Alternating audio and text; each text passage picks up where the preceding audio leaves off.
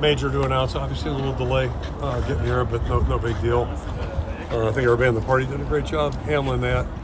And then probably the only, I don't know if you guys have heard the rumor, but I just want to set the record straight. San Diego has not reached out to me at all. It's been really quiet. So I did look at a job there in '96, but haven't heard from them since. So take that off the rumor board. Okay. But yeah, I'll fire away for questions. So the Chargers. Yeah, They're Chargers. moving this back. Oh, I'm sorry.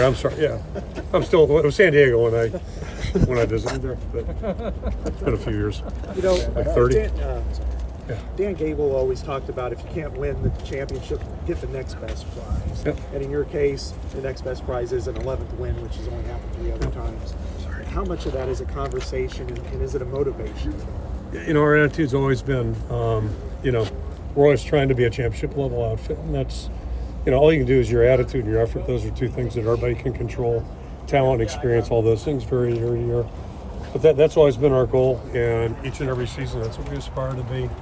And at some point, most seasons, more than not, you get knocked out of that at some point because there's only one champion. So whenever that day does come, then it's all about building for the next one. And to do that, it's just, again, it goes back to the attitude and effort people put in. So that's always kind of been our mindset for 20-some years. Obviously, it's a little more realistic for us to maybe operate at a higher level now than it was in '99.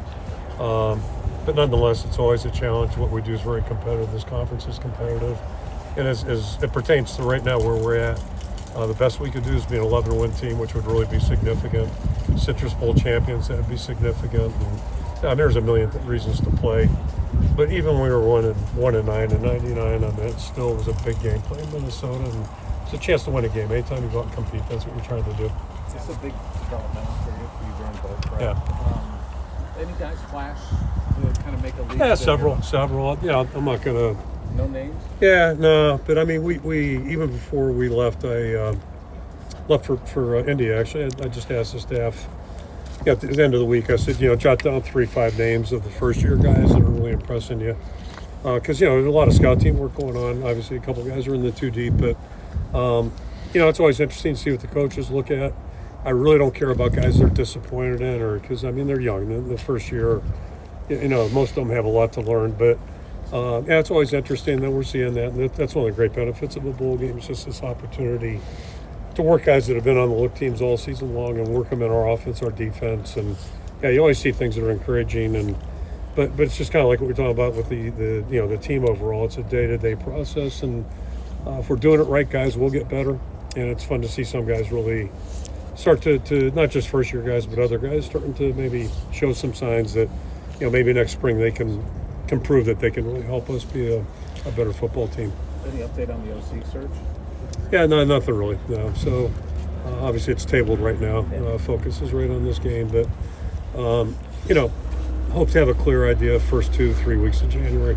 I'd like to think by the 3rd week of January we got it done, but feel really optimistic right now, and we'll end up with a really good person. So you think about 2 years ago, you got beat pretty badly in the Big Ten title game. Came back against Kentucky, and the offense was pretty good, honestly. I think close to 7 yards of play, maybe more than that. How much growth has the offense made this period, and how much better can it get? Yeah, I think we're seeing some good things, and we're certainly capable. It's this way in offensive football just generally is all about execution. I think the biggest challenge is, can we focus a little bit better? Can we make the makeable plays? And I talk about that all the time. It's really what the game gets down to. If you can do something beyond, the routine stuff, that's always great. And to win at a high level, you got to do that. But it all starts with just making the makeables, which means not having a receiver false start when they shouldn't be listening to the cadence. Just things like that, little things. Dropping balls that are catchable. Blowing a protection, whatever it may be. Those things that are drive stoppers, and that's really what usually, stops offenses or derails them. When you play a good team, which you're in bowl season, you're always going to play a good opponent.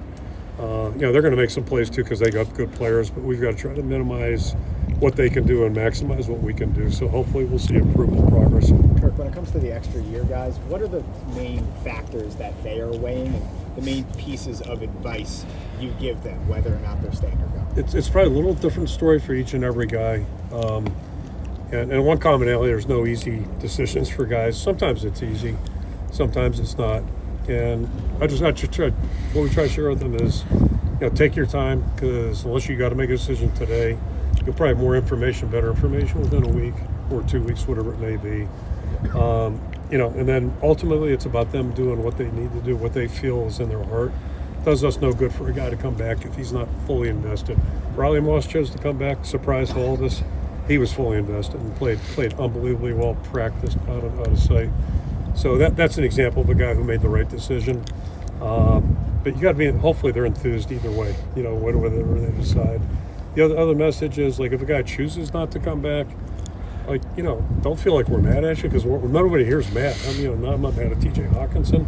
And unfortunately, he got injured, and he's got a tough battle. He'll do great. But nobody's mad at him for leaving. He earned the right to make that choice. So when guys leave, they're Hawkeyes.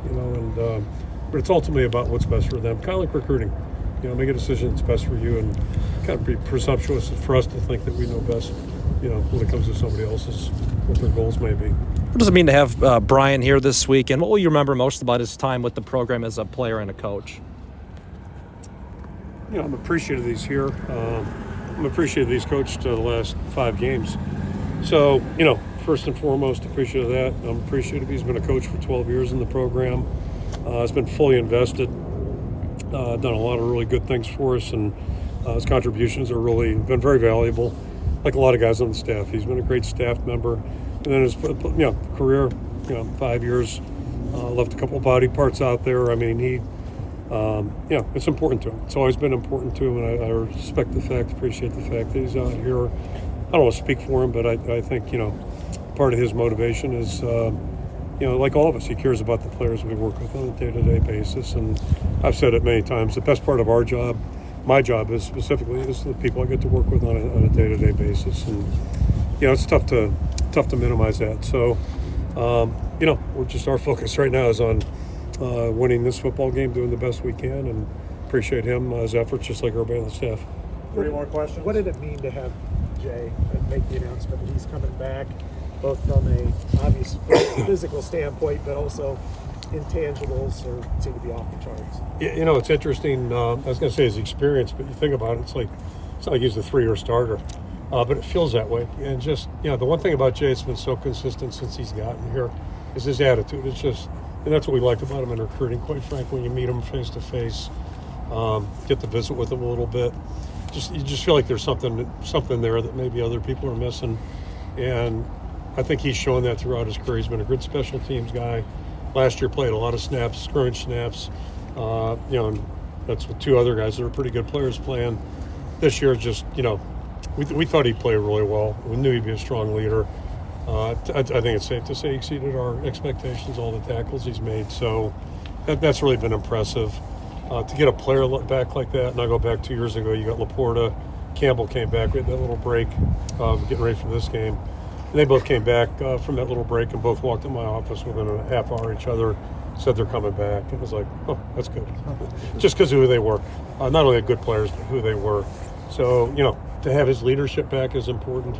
Obviously, he's a good football player. And, the more guys that come back for the right reasons, it's a good thing for us. What have you seen from Deacon this past month? Now he's had a little bit of time to work on things after getting thrown into the fire. Yeah, I think he's improved each and every week since, going back to October. Always room to, as long as he's going to be here, there's going to be things he can get better at, but I think he's more confident, a little bit more decisive, and, all these reps, we talked about them for the younger guys, they're important for everybody on the team if they're using them right, and he certainly, I think, has done a good job of that. What about Marco? Same thing. I think Marco's really, maybe a bigger bonus for him because he hasn't been playing in the games. So it's a little bit like, last year at Joe Labus, December was huge for him. And it's kind of like drinking through a fire hose, but it's been really good for him, and he's improved immensely too. So that part's fun, fun to see the growth. Okay.